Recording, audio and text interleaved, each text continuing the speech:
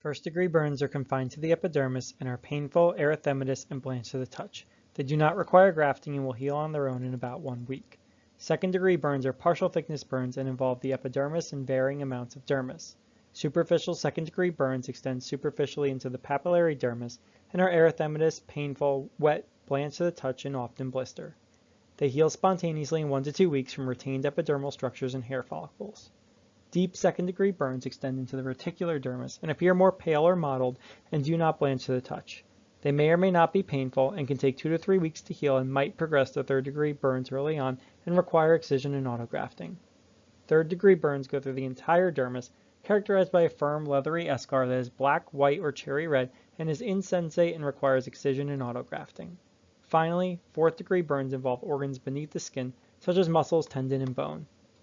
Burn size is usually assessed in adults with the rule of 9s. Each upper extremity is 9%, the head and neck is 9%, each lower extremity is 18%, the anterior and posterior trunk are 18% each, and the perineum is 1%.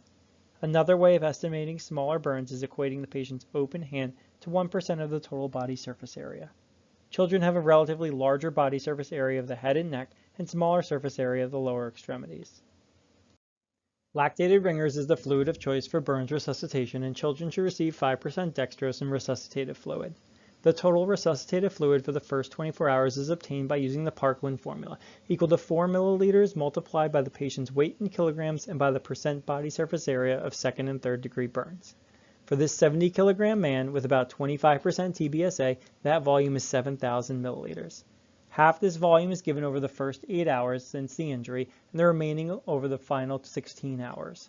This is just an estimate, and fluid administration should be titrated to appropriate urine output. Direct heat to the upper airways results in edema, which may obstruct the airway and require airway control with an endotracheal tube and ventilatory support. Heat is generally dispersed in the upper airways, and inhalational injury is primarily caused by inhaled toxins and should be suspected in patients with a history of smoke inhalation in an enclosed space with symptoms of hoarseness, wheezing, and carbonaceous sputum.